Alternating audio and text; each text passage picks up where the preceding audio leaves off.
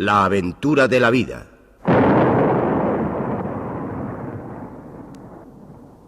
Un programa de Radio Nacional de España con guión, dirección y presentación de Félix Rodríguez de la Fuente.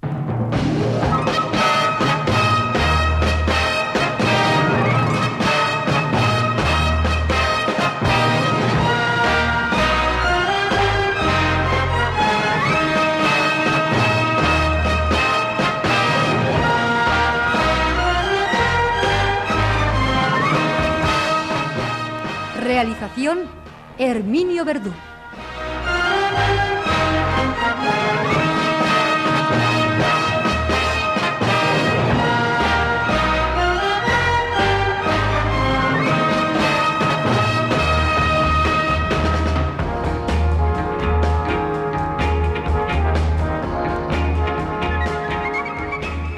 Queridos amigos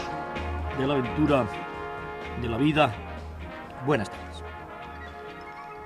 Vamos haciendo camino al andar. Y yo diría que vamos haciendo camino al navegar, puesto que a mí me gustaría que, como lo hicieron los antiguos pioneros franceses que exploraron el Canadá, en lugar de andar, que siempre resulta más incómodo por aquellas latitudes, sobre todo del norte y del oeste del Canadá, donde la extensión y la impenetrabilidad de los bosques es infinita, fuéramos suavemente navegando en canoa, en aquellas ligeras y al mismo tiempo sólidas, en aquellas adorables canoas de corteza de abedul. Yo recuerdo una vez cuando era niño que vi en el escaparate de una tienda una canoa de abedul hecha en metal, en aquellas hojas de lata en que se hacían los juguetes de hace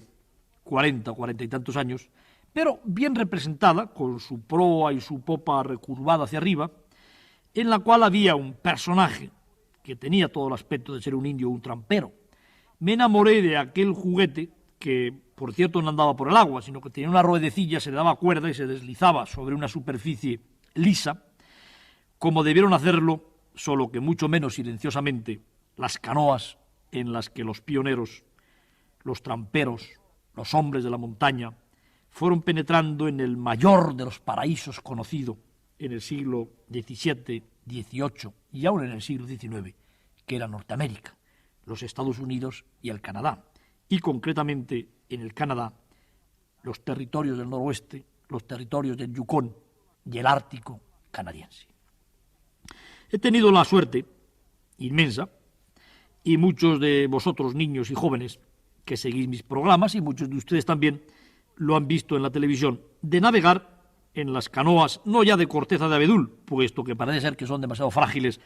y ya no se hacen, salvo por encargo, digamos, en el Canadá, sino en canoas de madera, de maderas ligeras, incluso en canoas metálicas, pero exactamente con la misma línea, con la misma estructura, con el mismo tipo de remo con que lo hicieron aquellos pioneros, que generalmente eran acompañados por indios amigos que vivían la infinita aventura y la infinita aventura de ir penetrando en inmensos territorios desconocidos, donde detrás de cada curva de un río les esperaba una nueva sorpresa. Decía yo la semana pasada que aquellos hombres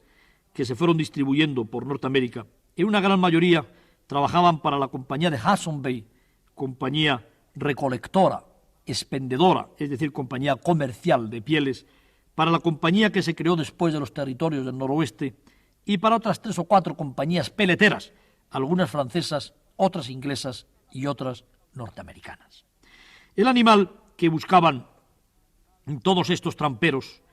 el animal que representaba, por así decirlo, la base de la economía de todo aquel gigantesco montaje que se extendía como una red, como las varillas o como las arterias que salen de un corazón a lo largo y a lo ancho de toda Norteamérica, era el castor.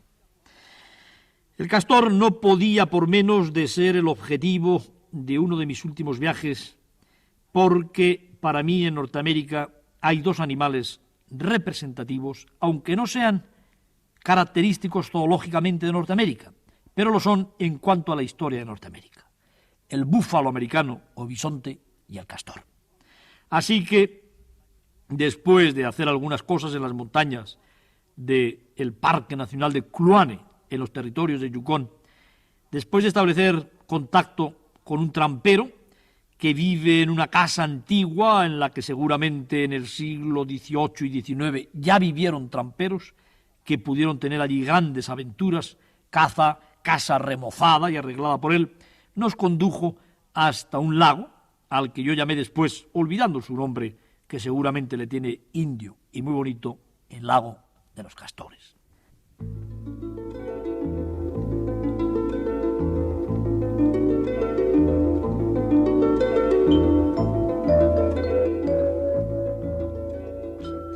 Allí nosotros establecimos contacto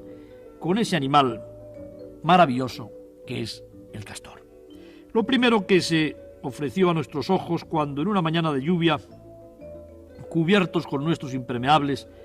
como habrán visto algunas de las personas que siguen el programa del Hombre y la Tierra en televisión, llegamos a la orilla del lago de los Castores, fue la inmensa riqueza que ha recuperado, puesto que aquí hubo una baja como consecuencia de la presión de los tramperos y después ha habido una prácticamente total recuperación que había en aquel mundo. Nada más acercarme a la orilla del lago pude ver por las heces fecales, por los excrementos que se encontraban en una pequeña playa, la presencia de nutrias comunes parecidas a las nuestras. Sobre el espejeante verdor de las aguas del lago de los Castores se adivinaban los lomos de rapidísimos y de grandes peces, gran número de truchas. En algunos de ellos incluso penetran los castores, anguilas. En una laguna no lejana estaba alimentándose un enorme alce que parsimoniosamente metía la cabeza debajo del agua para comer las plantas acuáticas, para comer las raíces de las plantas acuáticas, y que aprovechábamos nosotros aquel momento para dar unos pasos cuando el alce tenía la cabeza metida en el agua, como hacían los antiguos cazadores para colocar la cámara, pongamos que 10 metros más cerca del enorme alce. En el lago de los Castores había un águila pescadora que había instalado su nido en lo alto de un abeto. En el lago de los Castores había un águila calva, esa águila que está en el escudo de los Estados Unidos, como el castor lo está en el escudo del Canadá, que había instalado su nido también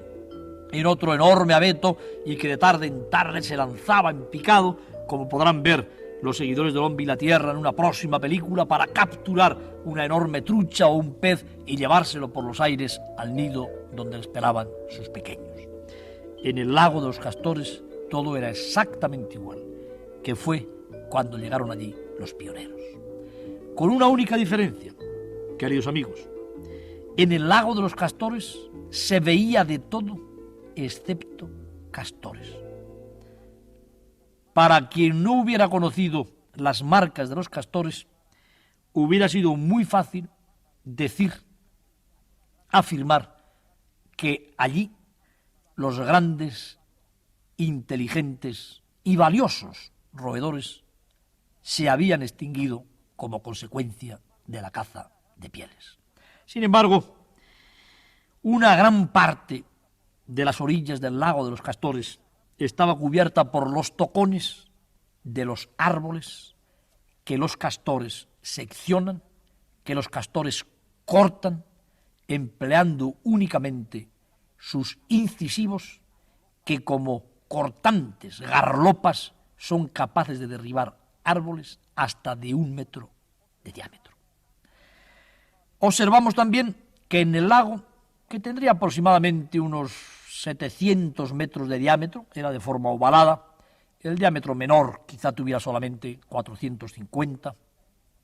350, había 3 bonitas y usadas cabañas de castor.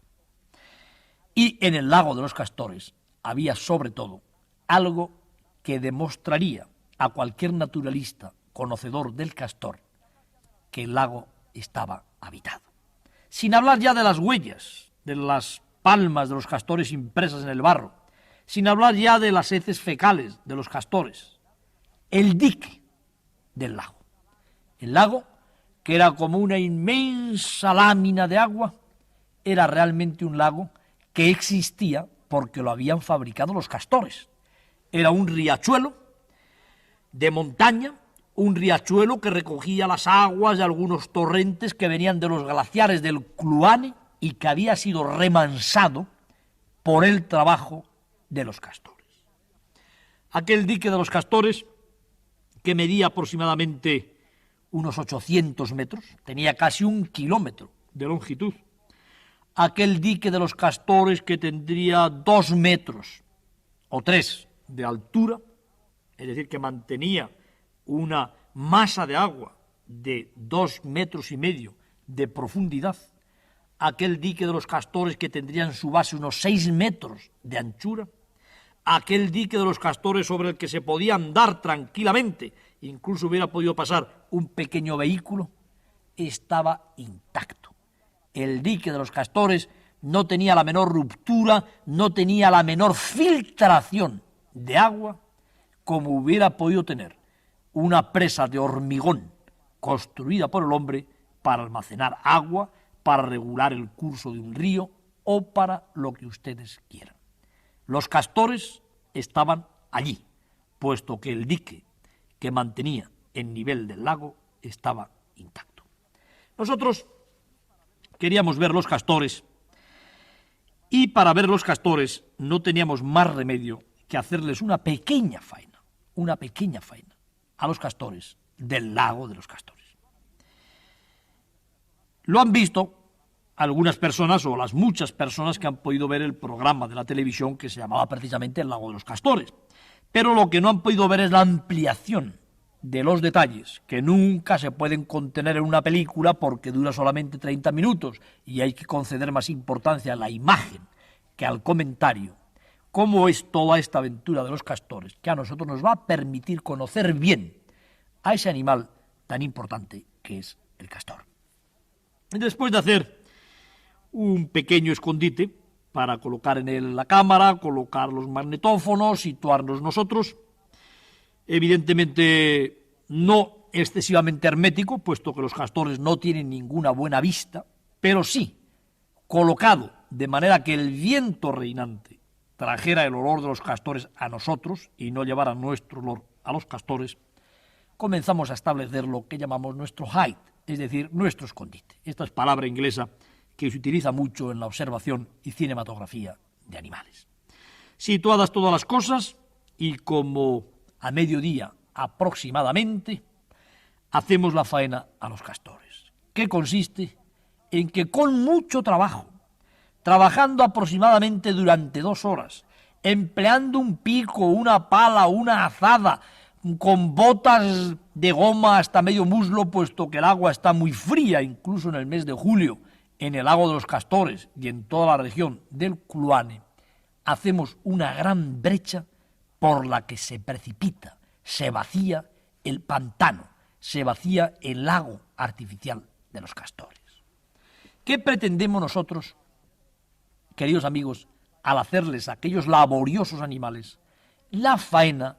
de romperles el dique para el que han tenido que trabajar tanto y que seguramente es el resultado del trabajo de generaciones y generaciones de castores, quizá a lo largo de cientos y quién sabe si de miles de años?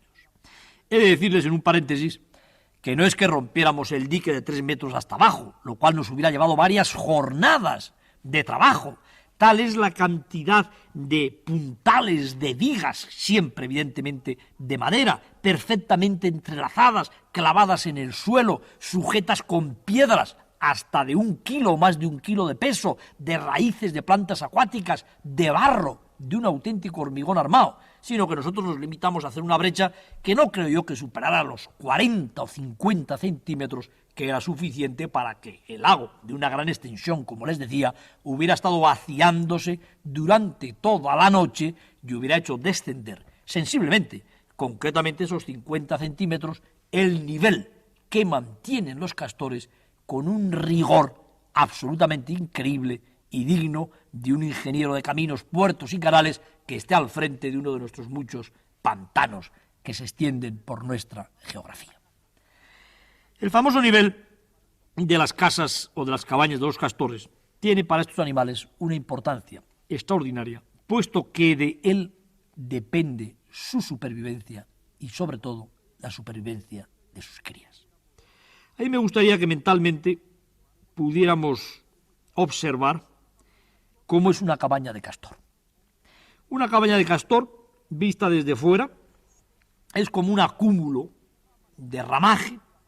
de ramas que normalmente tienen pues de 5 a 15 centímetros de sección,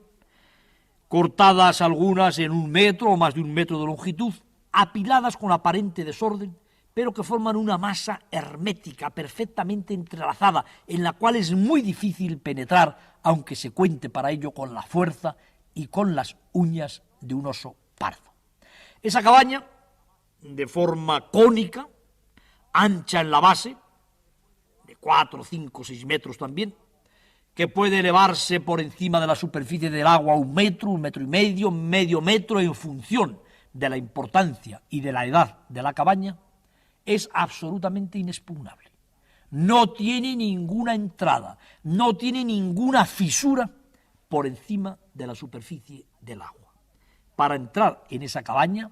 hay que ser capaz de hacer inmersión, como hace un castor, que puede permanecer hasta 15 minutos en tiempos máximos registrados en parques zoológicos debajo del agua. El castor entrará por una entrada subacuática que tiene su cabaña fortín. Esa entrada desemboca en una cámara que, al estar esta más elevada que el nivel del lago, está perfectamente seca, en la cual el castor duerme, el castor se acicala, el castor descansa en el invierno y en la cual, sobre todo, en el mes de julio, están los 4 o 5 pequeños castores nacidos en el parto de esa primavera, a salvo totalmente de cualquier animal, porque ningún animal grande, como el lobo, el puma, el lince o el oso, que pudieran depredar sobre un castor, es capaz de bucear para meterse debajo del agua por esa entrada subacuática que tienen las cabañas de los castores. ¿Cómo se ventilan las cabañas de los castores? Me pregunta a mí ahora el muchacho que lo sabe todo y que no se deja nada en el tintero cuando yo le cuento cosas. Pues de una manera muy sencilla. En el entramado de la cúpula de la cabaña de los castores hay unas soluciones de continuidad, hay unas fisuras que vienen determinadas porque ahí, en esa zona únicamente, en esa cúpula, en la parte más alta, hay como una chimenea, como una tobera central en la que los castores no meten cemento armado, es decir, no meten barro y piedras como hacen en el resto de la cabaña por debajo y en los entresijos de la madera, sino que es permeable, pero únicamente para el aire. Son tan pequeños, tan finos, tan delicados esos canalillos que hay entre las raíces de las plantas acuáticas, los troncos de madera, todo lo que el castor deposita para hacer la gran cúpula de su cabaña, que por ahí se airea perfectamente el habitáculo interior de un par de metros de diámetro, de 1 metro de altura, en el cual descansan tranquilamente sobre una cama que está hecha de fina viruta, obtenida por los incisivos de los castores, las crías de ese año del castor. Esta es, por así decirlo, el dispositivo defensivo de la cabaña de los castores. No se puede entrar en ella más que por debajo del agua. Ahora bien, si como consecuencia de una ruptura en el dique construido por los castores desciende el nivel del lago de los castores, entonces quedarán al aire libre las entradas de la cabaña de los castores, que cuando el nivel es el óptimo, al descender ese nivel 50, 70 centímetros o 1 metro, quedarán al descubierto. Y como los castores son animales grandes, un castor muy grande pesa 30 kilos, término medio 15, 20 kilos, atraerían inmediatamente a sus depredadores como lobos, linces, osos, que vendrían a comerse a los castores o a las crías. En definitiva, para el castor resulta vital mantener siempre en el mismo nivel el pantano, el lago artificial que controla con su dique. Esta es la razón, amigos míos, por la que nosotros rompimos el dique de los castores con objeto de que los castores tuvieran que salir de sus escondites para ponerse a trabajar y, sobre todo, tuvieran que trabajar de día. Nos dijeron nuestros amigos del Canadá, nos dijo el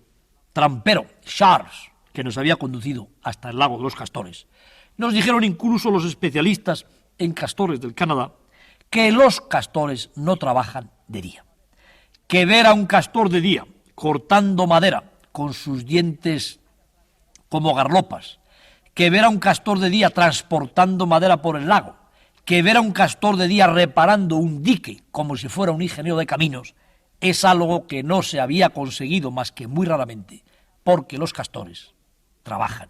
de noche. Nosotros, que llevamos muchos años haciendo películas de animales, pues pensamos inmediatamente algo que nos pareció de perogrullo. Pensamos primero que si un observador rompe un dique de un pantano, de un lago artificial de castores, esperando que los castores muy rápidamente se pongan a trabajar para cohibir la pérdida de agua,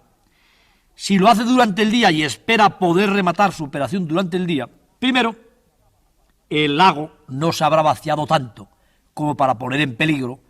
la seguridad de los castores por haber puesto al descubierto la entrada de las cabañas Fortín.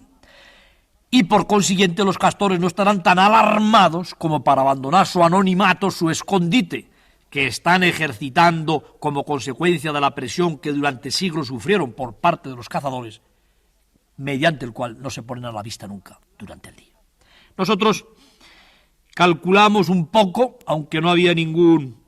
ingeniero hidráulico en nuestro equipo, el tiempo que tardaría en perder 50 centímetros aproximadamente el gran lago de los Castores. Por esa razón, y esto no se ve ni se cuenta en la película, rompimos el dique con una solución de continuidad, con una brecha que tendría aproximadamente 1 metro, metro y pico de anchura y unos 50 o 70 centímetros de profundidad a mediodía. Y después de que aquello tuvo lugar, no nos sorprendía nada que no saliera ningún castor. Efectivamente nos escondimos y el agua se iba perdiendo con gran ruido. El descenso en aquel gran lago de castores era tan pequeño que, como pasa aquí en los pantanos cuando empiezan a vaciarse, después ya ahora parece ser que concretamente se ven ya las piedras del fondo, pero al principio pues parece que no hay pérdida, puesto que el escape de agua para eliminar aquella enorme masa tarda mucho en ser efectivo. Llegó el atardecer y los castores no habían dado señales de vida. Teóricamente allí no había un solo castor. Entonces pusimos en marcha nuestra estratagema, la que no sé si se les había ocurrido a otros filmadores de castores. Lo cierto es que yo he visto una gran película de castores y no se les veía a los castores reconstruir su dique, que fue el colocarnos toda la santa noche, cosa que no tenía demasiada importancia, puesto que en aquel momento y en el territorio Kluane era de 3 horas y pico, 4 horas, ya estaba nuevamente alargando la noche cuando hicimos esta operación, de pasar la noche paseándonos tranquilamente por el dique, charlando, contando cosas de nuestra aventura, contando cosas de España y cantando algunos de nosotros, los que tenían ganas, con objeto de que durante la noche los castores, que era cuando pensaban, y permítanme que emplee esta palabra, hacerlo, no pudieran reparar su dique. Es decir, que la faena fue doble. Primero, hacer la brecha en el dique, que iba haciendo perder agua al lago, y segundo, estarnos allí durante toda la santa noche para que los castores no pudieran trabajar. Efectivamente, cuando a las 4 y pico de la mañana salió el sol de nuevo, y cuando 1 hora más tarde se subió por encima de la colina que teníamos enfrente, pues empezaban de alguna manera a acercarse a los 40 y 50 centímetros la pérdida de agua que durante toda la noche había sufrido el lago de los Castores. La situación, evidentemente, era sumamente peligrosa. No tanto, como me decía a mí un compañero de equipo, que para crear una situación de peligro en los Castores, que era el peligro de que pudiera venir un grizzly, el famoso oso pardo de las montañas rocosas de Norteamérica, y comerse a un castor. Como nosotros durante la noche estábamos montando la guardia para que los castores no pudieran trabajar, de alguna manera y paralelamente nos estábamos empleando también como carnaza para que de haber venido el grizzly no se hubiera podido comer a ningún castor. Y en esta, como en casi todas nuestras expediciones, nuestras únicas armas son armas cinematográficas. Yo no sé el daño que hubiéramos podido hacer a un grizzly de 600 kilos dándole con un teleobjetivo en la cabeza, pero lo cierto es que, como pasa siempre, el grizzly no apareció. Por la mañana, cuando salió el sol, como les digo, cuando ya se podía filmar, cuando los operadores que siempre sacan su fotómetro, que lo ponen en la mano, que le miran a uno con gesto, ese gesto del operador cuando está midiendo la luz, que es un gesto entre meditabundo y pesimista, y te dicen, pues sí, yo creo que ya tengo lo suficiente para filmar. Cuando nos metimos en nuestro height, la cosa debía estar bastante complicada para los castores, porque los castores, unos minutos después, como ha podido verlo todo el mundo que ha visto la televisión, se pusieron a trabajar. Entonces, amigos míos, es cuando yo me quedé absolutamente atónito y creció y aumentó más, si cabe, mi admiración por algunos animales y concretamente por estos grandes roedores. Ver la coordinación con que la colonia de castores entera se puso a trabajar, ver la diversidad de materiales que aportaban a la brecha, ver la rapidez con que la brecha se iba cerrando, ver la propiedad con que aquellos materiales habían sido colocados para no ser empujados por la corriente, que era fuerte, que se precipitaba por aquella brecha, que además como consecuencia de la erosión del agua se iba haciendo cada vez mayor, es algo que difícilmente pudieron recoger nuestras cámaras cinematográficas y que únicamente puede impresionar tanto a una persona cuando lo está viendo con sus propios ojos, hasta el punto de que no me sorprendió nada de que los antiguos indios llamaran a los castores los pequeños hermanos que hablan, hasta el punto de que no me sorprendió nada de que los antiguos indios tuvieran un enorme respeto hacia el pueblo castor, hasta el punto de que no capturaban más castores de los que necesitaban con absoluta precisión para emplear sus pieles en la confección de sus calientes y cómodas prendas de vestir. Llegó primero un enorme castor, que yo creo que podría perfectamente pesar 20 o 25 kilos. Los castores dicen que en la naturaleza alcanzan la edad de 10 a 15 años, que en un parque zoológico hubo uno que llegó a vivir incluso 30 años, y aquel enorme castor fue el primero que vimos nosotros desde el interior de nuestro escondite. Pude ver entonces la suavidad con que nada el castor, se diría que se desliza por el agua. La condición de su pelaje, que es esta una de las razones por las que el pelaje del castor es tan apetecido, es tal que se empapa en sus pelos largos, de alguna manera de agua, y le lastra al castor, sin que llegue nunca a mojarse, porque debajo de esos pelos largos y brillantes, brillantísimos, que cubren el cuerpo del castor, hay un pelo interno muy impregnado en grasa que es prácticamente impermeable. El castor se desliza sobre el agua de tal forma que solamente se ve su cabeza comprimida y parte del lomo, y se adivina el mecanismo impulsor que le permite al castor prosperar en el agua. Es esa cola plana, una cola muscular, carnosa, cubierta de escamitas y que se mueve de arriba a abajo, impulsando al castor por el agua, de la misma manera que se impulsan, por ejemplo, las ballenas, los cachalotes, todos los cetáceos, moviendo la parte posterior del cuerpo de arriba a abajo. De la misma manera que se propulsan las nutrias, y concretamente las nutrias gigantes del Amazonas, que tienen también la cola de forma ancha, en forma de remo, como los propios castores. A mí me gustaría, para que no se me olvide, mientras contemplo y contemplamos nosotros desde nuestro height al castor, que va nadando desde una zona próxima a una de las cabañas, debe de acabar de emerger de su cabaña por la puerta todavía cubierta por las aguas y se va propulsando por la cola, decirles algo respecto a la cola de los castores. Los castores no solamente viven y vivieron en Norteamérica, en una buena parte de Siberia y en Rusia, donde hay muchos, y en Asia, sino que fueron abundantísimos en Europa. Quedan castores ahora en el Elba, en el Ródano, muy pocos, 150 creo que quedan en el Elba, que se están muriendo, por cierto, pero en Alemania, en Francia, en Europa Central, había muchos castores en la Edad Media. Y una de las razones por las que el castor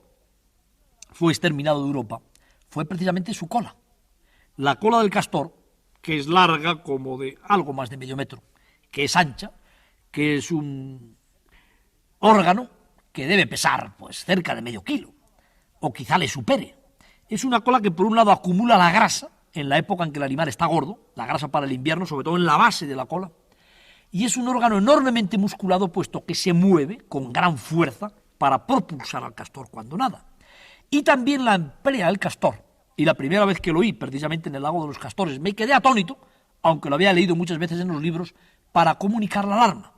El castor da un enorme coletazo, ¡paf!, en el agua, que es como una palmada, y que se oye a varios kilómetros de distancia en la noche, en la quietud y en el silencio de la noche del norte del Canadá. Pues bien, esa cola del castor, que le sirve para tantas cosas y que, como les digo, no tiene pelo, sino que está cubierta de escamas, es la que llevó a los teólogos del siglo XI y del siglo XII a la ditirámbica y sofisticada idea de que, puesto que el castor vivía en el agua y puesto que la cola del castor estaba cubierta de escamas, la carne de la cola del castor podría consumirse en Cuaresma, en época en la cual no se podía comer carne. Llegó a tanto la sofisticada y maquiavélica, para los castores evidentemente, idea de los teólogos medievales para saltarse a la torera lo de no comer carne en los cenobios, en los conventos, en aquellos refectorios maravillosos y bien surtidos de las abadías medievales, que quién les hubiera pillado ahora, para comerse las suculentas colas de los castores, que se planteó el asunto a nivel de las universidades nacientes y más importantes de Europa, y cuyos anatomistas y zoólogos en ciernes no tuvieron ningún inconveniente en dictaminar que la cola del castor como pescado podía considerarse, ya que estaba siempre metida en el agua y por otra parte estaba cubierta de escamas. Pues, queridos amigos míos, para comerse las colas de los castores, primero, para cubrirse después los cuerpos con los ropajes, por un lado impresionantes y bellísimos, de los caballeros feudales de la Edad Media, del Renacimiento y hasta prácticamente hace 200 años, puesto que el castor en Europa, en gran parte de Europa, desaparece en el siglo XVIII y en el siglo XIX, es cazado de una manera inmisericorde el castor europeo, hasta el punto de que, como les digo, quedan ya muy pocos representantes de esta especie. Hay otra función importantísima y que ha sido descubierta concretamente en una colonia de castores de Mongolia, donde el castor quizá es la única parte de su hábitat en la que ha de soportar altas temperaturas durante largos días, y que es la siguiente. El castor, como otro gran roedor de vida acuática, que es la capibara, a la que he conocido y estudiado también dramáticamente en Venezuela, es un animal que, cuando se eleva mucho la temperatura ambiental, concretamente por encima de los 20 o 25 grados, entra en hipertermia, es decir, tiene fiebre. No tiene, como otros animales, y particularmente los seres humanos, que somos de los seres mejor dotados para evitar la hipertermia, no tiene mecanismos de termorregulación que le permitan al castor que, cuando sube la temperatura ambiental, no aumente también la temperatura de su propio cuerpo. Y esto lo resuelven los castores metiendo la cola, aquella cola que se comían los abades alemanes de la Edad Media en sus refectorios, divinamente condimentada, metiendo la cola en el agua fría. Entonces pueden mantener perfectamente regular la temperatura de sus cuerpos, de tal manera que un castor sin cola no solamente no podría nadar, no solamente no podría comunicar las situaciones de peligro a sus compañeros, no solamente no podría ser considerado como pescado por parte de los frailes medievales, sino que además se moriría de fiebre el pobrecito y de calor en la gran colonia que todavía queda en algunos ríos meridionales de Mongolia. Pero como el tema del castor es muy amplio, muy importante, y yo quiero seguir contándoles muchas cosas sobre el castor, nos vamos a quedar en esta charla de hoy con la cola del castor, que algo es algo. En lugar de empezar por delante, hemos empezado por detrás, pero después iremos ascendiendo de forma que cuando terminemos esta charla, pues hasta el último pelo del bigote de un castor no sepamos nosotros para qué sirve y cuáles han sido y cuáles son los problemas de nuestros amigos los castores. Entre tanto, pues hasta otro día, y con la cola del castor les dejo a ustedes.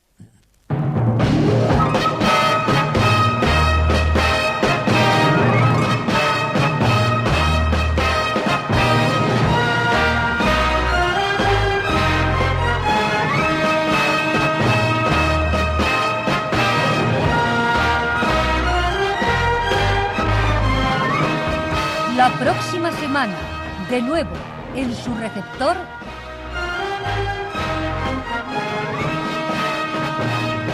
La aventura de la vida.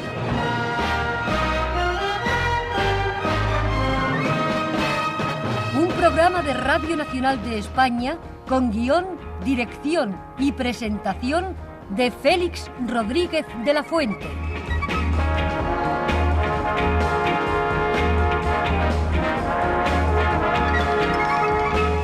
Montaje musical, Manuel Ruiz.